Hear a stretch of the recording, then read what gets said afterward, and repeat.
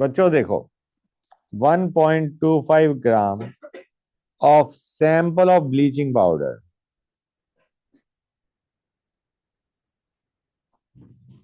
which is CaOCl2, is dissolved in 100 ml water. 25 ml of it are treated with KI.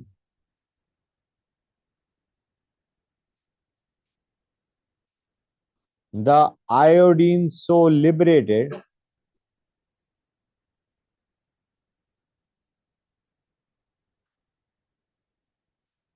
required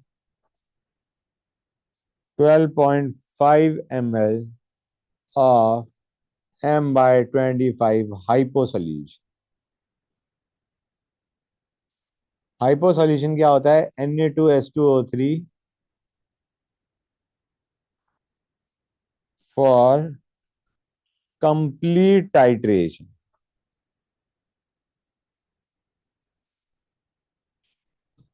Find percentage of available chlorine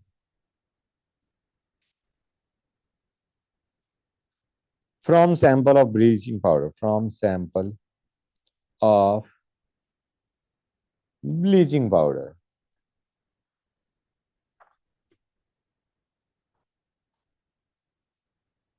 कुछ भी question समझ में आ रहा है? एक बार पढ़ो. Read the question guys.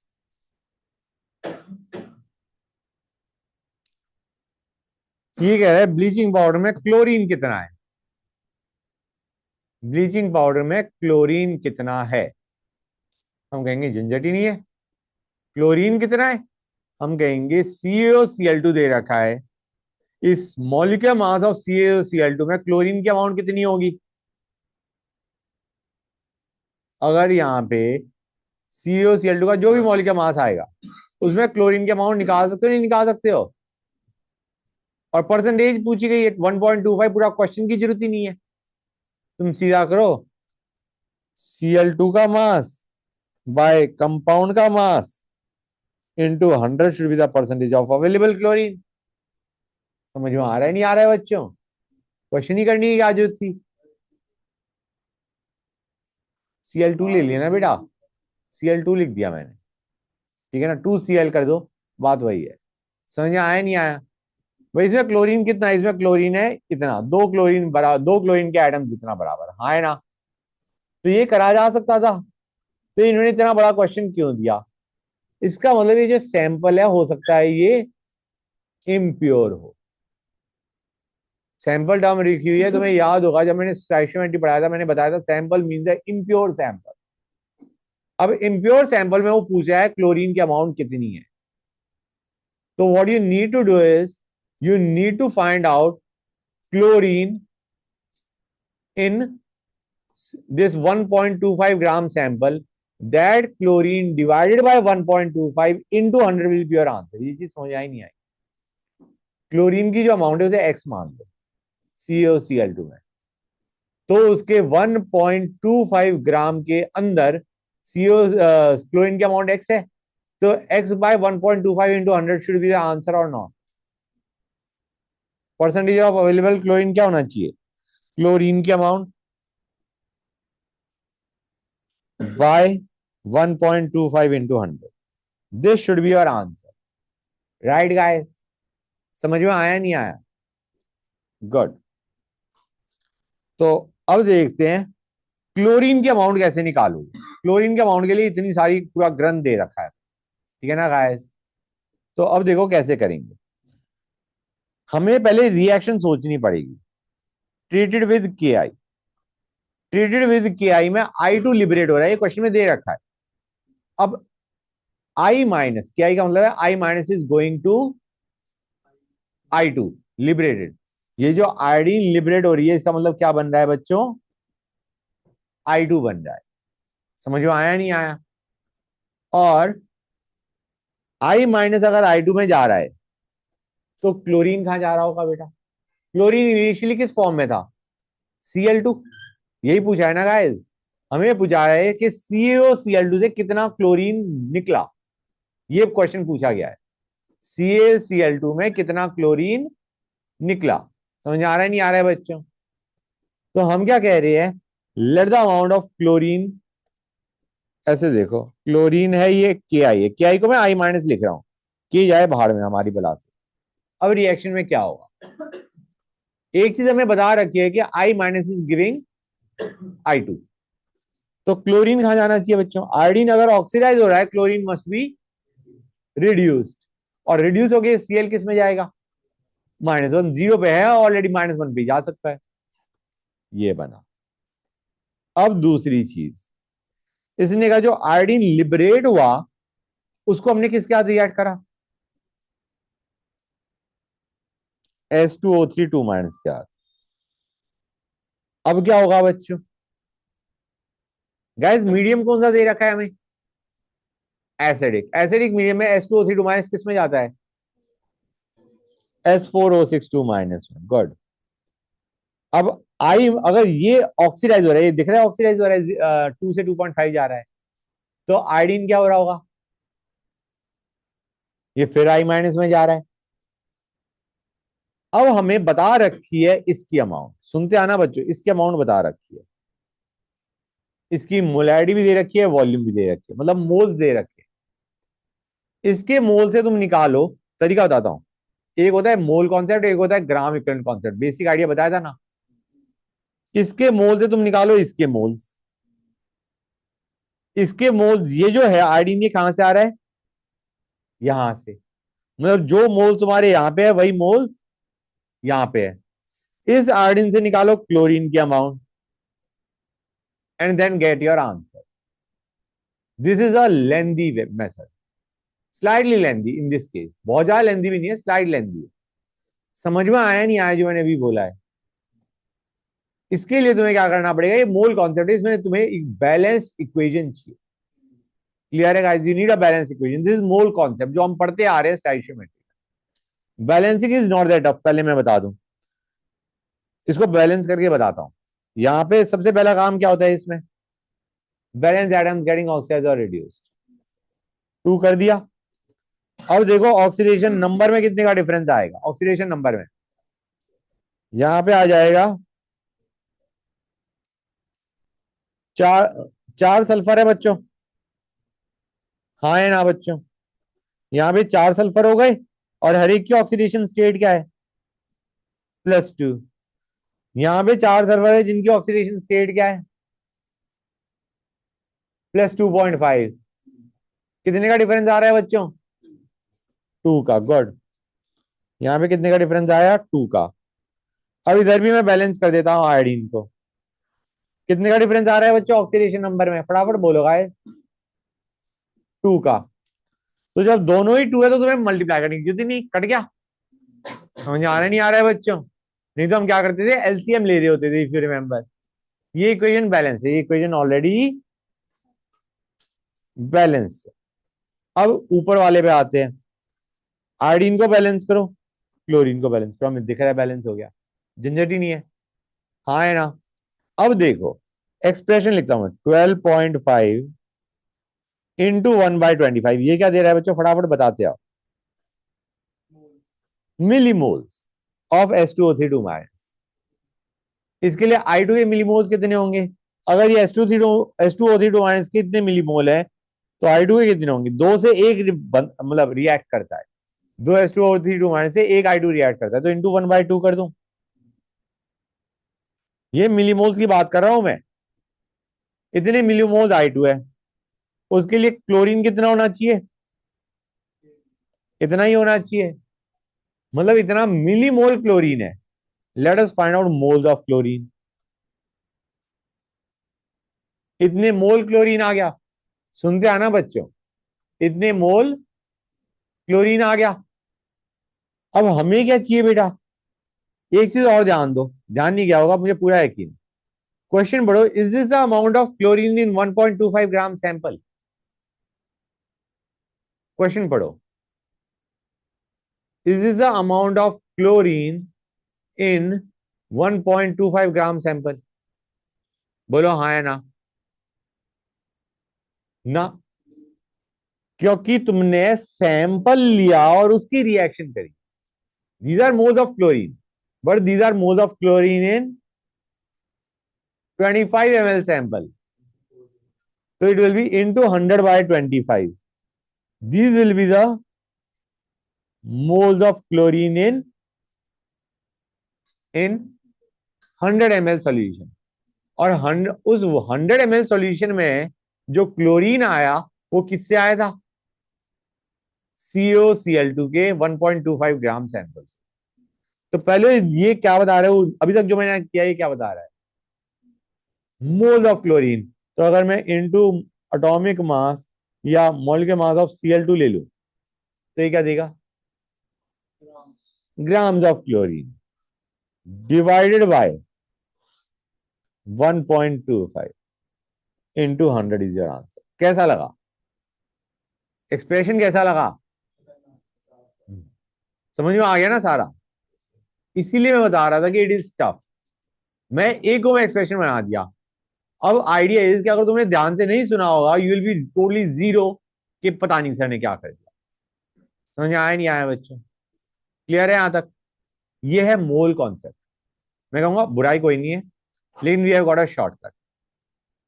Shortcut के लिए, लेकिन शॉर्टकट में क्या होता है, you have to be very clear to get your answer. ठीक है बच्चों? क्लियर क्या? तुम्हें याद है ग्राम इक्विवेलेंट कॉन्सेप्ट को देखो. Gram equivalent of Cl2 will be equal to gram equivalent of I minus, right? Will be equal to gram equivalent of I2 will be equal to gram equivalent of Cl minus. सबके gram equivalent बराबर. याद है नहीं याद है बच्चों? Clear है यहां तक? किसी को कोई डाउट?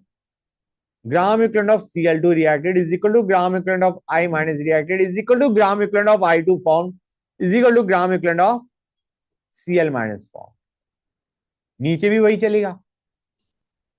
अब देखो इस टू को अभी भूल जाओ, जो मैंने टू लगाए थे ना बैलेंसिंग के लिए उसको भूल जाओ, क्योंकि हम बैलेंसिंग करेंगे नहीं. हम कहेंगे gram equivalent of H2O3 minus is equal to gram equivalent of I2. अच्छा पहले एक चीज बताओ, इस I2 के लिए एन फैक्टर क्या है जरा बताना मुझे. I2 के लिए एन फैक्टर क्या है? Just ask. 2. और I माइनस के लिए एन फैक्टर क्या है? 1. ये चीज समझ में आ रही है नहीं आ रही है? मतलब ये देखो ये -1 से 0 जा रहा है, लेकिन अगर तुम I माइनस के लिए एन फैक्टर देख रहे हो तो you will be balancing as per 1 mole of I minus. उसमें तो कितने का डिफरेंस आ रहा है? 1 का आ रहा है. और अगर तुम I2 के लिए एन फैक्टर देख रहे होगी तो क्या आएगा बच्चों?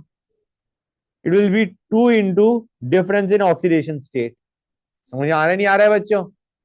मतलब 2 into 1 minus 0 minus -1 basically. Getting the idea और नॉट? हाँ है ना? मतलब I2 के लिए n factor is 2 and I minus के लिए एन फैक्टर इज 1. ये क्लियर है? देखो हाँ. तो मैं क्या बता रहा था, क्या मैं यहाँ पे कह सकता हूँ gram equivalent of I2 is equal to gram equivalent of chlorine? बताओ मुझे. ठीक है, मैं अब मान के चल रहा हूँ ये 2 कहीं नहीं लिखा हुआ है, ठीक है ना बच्चों? ये मैं कह सकता हूँ gram equivalent of chlorine is equal to gram equivalent of I2. और यहाँ पे मैं कह सकता हूँ gram equivalent of H2O3 minus is equal to gram equivalent of I2. हाँ है ना?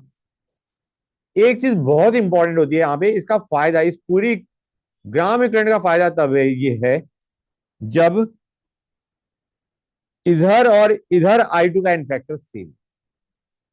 समझ गए? इधर I2 का इनफैक्टर क्या है ऊपर वाले में? 2. ठीक है ना बच्चों? और इधर I2 का इनफैक्टर क्या है? इधर भी 2 है. समझ में आ रहा है नहीं आ रहा है बच्चों? तो मैंने कहा gram equivalent of H2O3 minus is equal to gram equivalent of I2. Gram, ये मैं क्यों समझा रहा हूं उसको देखो. इन दोनों के ग्राम इक्विवेलेंट बराबर है, राइट? और इसके अगर मोल्स निकालने तो इसके ग्राम इक्विवेलेंट को डिवाइडेड बाय एन फैक्टर करोगे, और इधर तुम्हारे पास मोल्स दोनों के यहाँ पे सेम होंगे. मोल्स दोनों के यहाँ पे सेम होंगे. ग्राम इक्विवेलेंट जरूरी नहीं है कि ये दोनों सेम हो. इट डिपेंड्स कि I2 कहां से कहां जा रहा है. समझ में आ रहा है नहीं आ रहा है? यहां पे I2 और I माइनस था, यहां पे भी I2 और I माइनस है. इसलिए हम कह सकते हैं कि यहाँ पे ग्राम इक्विवेलेंट भी सेम होंगे. Gram equivalent of this I2 will be equal to gram equivalent of this I2, क्योंकि दोनों तरफ I2 और I माइनस ही है। समझ में आ रहा है नहीं आ रहा है बच्चों? अगर यहाँ पे ऐसा होता कि पहले जा रहा है I माइनस I2 में, और यहां से I2 I माइनस में जाने की बजाय कहीं और जा रहा है, तो फिर तुम दोनों के इन दोनों ग्राम इक्विवेलेंट को इक्वेट नहीं कर सकते। समझ आ रहा है नहीं आ रहा है बच्चों? अभी हम इक्वेट कर सकते हैं। हम कह सकते हैं जो ग्राम इक्विवेलेंट यहाँ पे है वही ग्राम इक्विवेलेंट यहाँ पे। क्लियर है यहां तक? क्योंकि gram equivalent is moles into n factor. N factor दोनों के लिए सेम होना चाहिए था, जो कि यहाँ पे है। अभी मैं बताता हूँ, जस्ट वन सेक। यहां तक समझ गए? तो gram equivalent of H2O3 minus is equal to gram equivalent of I2, and gram equivalent of I2 is equal to gram equivalent of chlorine in our case. अभी जो हमने केस लिया है, तो क्या मैं सीधा इक्वेट कर सकता हूँ gram equivalent of H2O3 minus is equal to gram equivalent of Cl2? अब एक्सप्रेशन देखो, मेरा कितना था 12.5 इंटू 1/25। ये क्या दे रहा है बच्चों? क्या दे रहा है गाइस? ये क्या दे रहा है? Milli moles of H2O3 minus. Right guys? समझ में आ रहा है नहीं आ रहा है बच्चों? क्लियर हो गया? These are milli moles of H2O3 minus. तो मुझे जरा बताओ बच्चों, एक मिनट रुकना गाइस,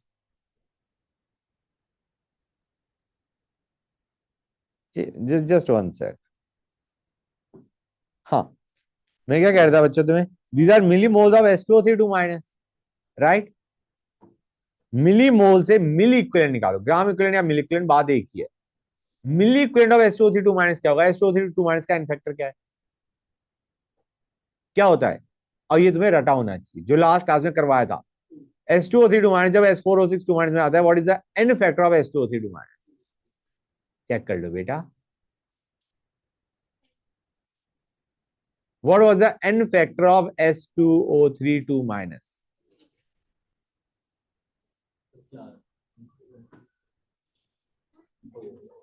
S4O6 माइनस में जा रहा है भाई। SO4 माइनस की बात नहीं कर रहा मैं। 1, एन फैक्टर वॉज 1, तो इंटू 1 कर दिया। ये क्या दे रहा है बच्चों? ये क्या दे रहा है? Gram equivalent, sorry milli equivalent of H2O3 minus. Milli equivalent से पहले मैं एक काम करता हूं, ग्राम इक्विवेलेंट निकाल लेता हूं, झंझट नहीं रहेगा। हाँ, रुक जाओ, ये चीज समझ आई नहीं आई? ये क्या दे रहा है बच्चों? Gram equivalent of H2O3 minus, this is equal to gram equivalent of chlorine. अब ग्राम इक्विवेलेंट ऑफ क्लोरीन से तुम निकालो मोल्स ऑफ क्लोरीन। कैसे निकालोगे गाइस? ये थे ग्राम इक्विवेलेंट ऑफ H2O3 माइनस, यही थे ग्राम इक्विवेलेंट ऑफ क्लोरीन। अब क्लोरीन के ग्राम इक्विवेलेंट से मोल कैसे निकालोगे? एन फैक्टर से डिवाइड करो। Cl2 के लिए एन फैक्टर क्या है? Cl2 जब Cl माइनस में जा रहा है 2, तो अगर मैं इसको डिवाइड कर दूं 2 से, ये क्या देगा? Moles of Cl2 into molecular mass of Cl2। Sorry, ये मोल्स किस में थे बच्चों? 25 ml में, तो 100 ml में कितने होंगे? अब एक्सप्रेशन वही बनाया नहीं बना? प्लीज टेल मी, समझ में आया नहीं आया? मतलब हमने ग्राम equivalent of H2O3 minus directly equate कर दिया with gram equivalent of chlorine. I2 को इग्नोर कर दिया, बैलेंसिंग का झंझट ही नहीं रहा। लेकिन उसके लिए एन फैक्टर याद होनी चाहिए, जो तुम बच्चों को याद नहीं है। You are suppose to learn the n factors, only then it is helpful. समझ में आया नहीं आया ये चीज? कितने बच्चों को इसमें कोई डाउट है? बोलो गाइस, समझ गए? अगर ग्राम इक्विवेलेंट बराबर ना हो, सपोजिंग बराबर नहीं है, मतलब आइडिया एन फैक्टर अलग है। मैं एक एग्जांपल लेता हूं, Cl2 प्लस I माइनस, इससे बना Cl माइनस और इससे बना IO3 माइनस। ठीक है बच्चों, ये बना दिया मैंने। क्लोरीन रिड्यूस हुआ, आयोडीन ऑक्सीडाइज हुआ, और अब IO3 minus plus S2O3 minus gives S4O6 minus plus I2। ये ले लिया मैंने। ठीक है गाइस, डिफरेंट ले लिया। ओके, इसमें मैं तो कहूंगा प्रेफरेबल तरीका ये है, बैलेंसिंग से कर लो, मोल से चले आओ। ठीक है ना गाइस, दोनों को बैलेंस करो, बैलेंस करने का झंझट नहीं रहता। You are familiar with stoichiometry, I am assuming तुम्हें आता है ढंग से। अगर ग्राम इक्विवेलेंट से ही करना है, मैं काम करता हूं, मैं मान के चलता हूं कि ग्राम वही मोलैरिटी और वॉल्यूम ले जाओ। ठीक है गाइस, कैसे करोगे देखना। हमारा क्या था, 12.5 इंटू 1/25 था। ये क्या दे रहा है बच्चों, मिली मोल सा, ये मोल हो गया। These are moles of S2O3 minus. ठीक है बच्चों, मोल्स है into n factor. S2O3 minus का एन फैक्टर क्या है, 1। इतने ही milli moles, sorry milli equivalent किसके होंगे, या सॉरी ग्राम इक्विवेलेंट किसके होंगे। ये क्या बता रहा है पहले ये बताओ, अगेन टेल मी क्या है। Gram equivalent of S2O3 minus, it will be equal to gram equivalent of IO3 minus, ये तो होगा। गुड, इतनी ही ग्राम इक्विवेलेंट IO3 माइनस के है। प्रॉब्लम ये है, तुम इस IO3 माइनस को इस IO3 माइनस के साथ ग्राम इक्विवेलेंट इक्वेट नहीं कर सकते, तो तुम मोल्स निकाल लो इसके। अगर IO3 माइनस का ग्राम इक्विवेलेंट इतने हैं, तो हमारा एन फैक्टर कितना होगा। एन फैक्टर कोई बता सकता है मुझे फटाफट, IO3 माइनस का एन फैक्टर नीचे वाले में क्या है, पर मोल ऑफ सब्सटेंस। अगर मैं IO3 माइनस का एन फैक्टर देख रहा हूं, तो I am talking about 1 IO3 minus. +5 से 0 जा रहा है, लेकिन आयोडीन कितने हैं, तो 5 × 1 करोगे ना बेटा। I2 के एन फैक्टर विल बी 10। समझ में आया नहीं आया, पर मोल ऑफ सब्सटेंस, पर मोल ऑफ IO3 माइनस। आई एक है उसमें, और आयोडीन जा रहा है +5 से 0, तो एन फैक्टर इज 5। मैंने बाय 5 कर दिया। ये क्या दे रहा है बच्चों, मोल्स ऑफ IO3 माइनस। अब ये मोल्स दोनों सेम होंगे, मोल सेम होंगे, ग्राम इक्विवेलेंट और नॉट सेम। अब यहाँ पे IO3 माइनस है। अब इसका इनफैक्टर देखो यहाँ पे क्या होगा, IO3 माइनस का। अभी हमने मोल्स ऑफ IO3 माइनस निकाल लिए, जो कि यहाँ पे भी सेम है।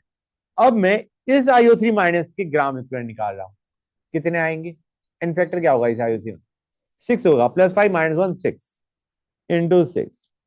This is gram equivalent of IO3 minus in the above case, should be equal to gram equivalent of chlorine.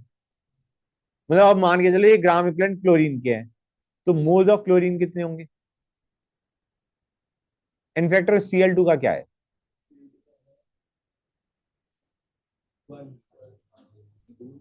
2 होगा बेटा। Cl2 का इनफैक्टर पूछा है मैंने। Cl is going from 0 to -1, and factor will be 2, तो into 1/2। ये क्या दे गया बच्चों, moles of chlorine in 25 gram, sorry 25 ml, तो 100 ml में कितना होगा, इतना, into molecular mass of Cl2 by 1.25 into 100। कुछ समझ में आया नहीं आया बच्चों, लेकिन आई वुड नॉट रिकमेंडेड, जितनी मैंने तुमने करी है उतने में तुम बैलेंसिंग कर जाते फास्ट तरीके से। समझ में आया नहीं आया, ये फायदेमंद तब होता है जब तुम्हारे पास ग्राम इक्विवेलेंट दोनों केस में सेम आ रहे हो। ये चीज समझ में आई नहीं आई बच्चों। Guys, is this thing clear to everybody और नॉट, जो मैंने अभी बताया है, please let me know. Guys फटाफट बोलो। ऑलराइट, एक और क्वेश्चन दूं बच्चों। ओके, बिल्कुल सेम देना है, थोड़ा डिफरेंट करूं, मतलब बिल्कुल सेम मतलब थोड़ा बहुत वैल्यूज चेंज कर कर आके। 5 ग्राम CaOCl2 is dissolved to make 500 ml solution. 20 ml of solution is acidified with acetic acid. ये इंफॉर्मेशन क्यों दी है बच्चों, हाँ,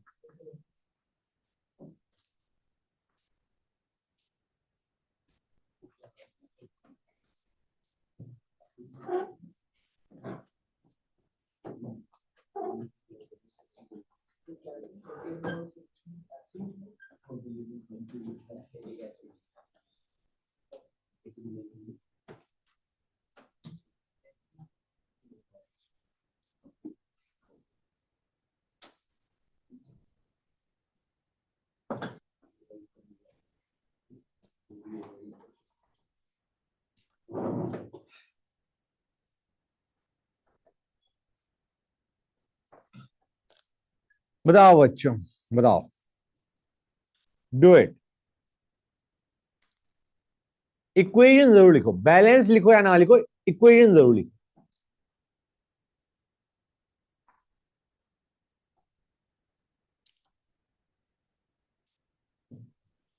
करो बच्चों, do this on your own, try it out.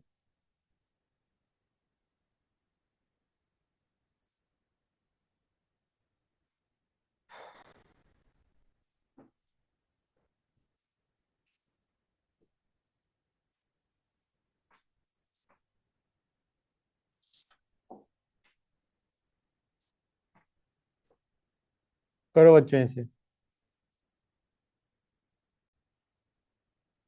बच्चों अब मेरी बारी क्वेश्चन करने की।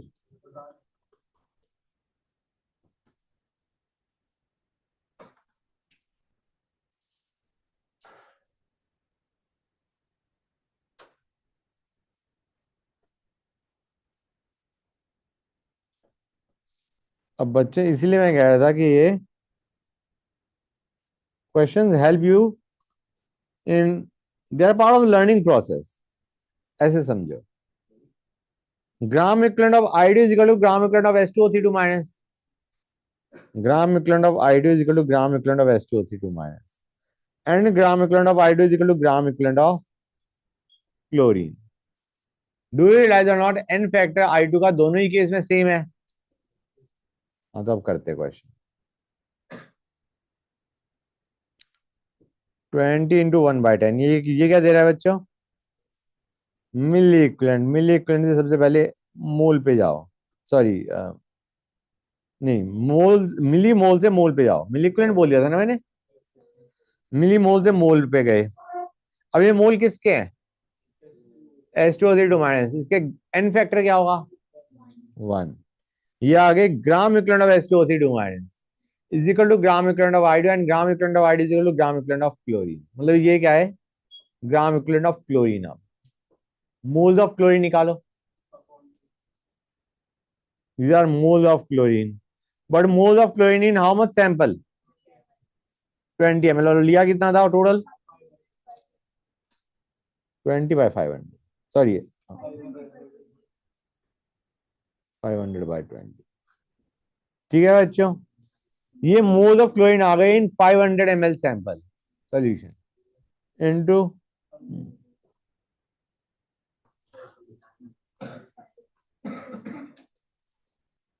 मजा आया नहीं आया? आ गया? क्वेश्चन ज्यादातर ऐसे ही आएंगे बच्चों, अगर आएंगे तो।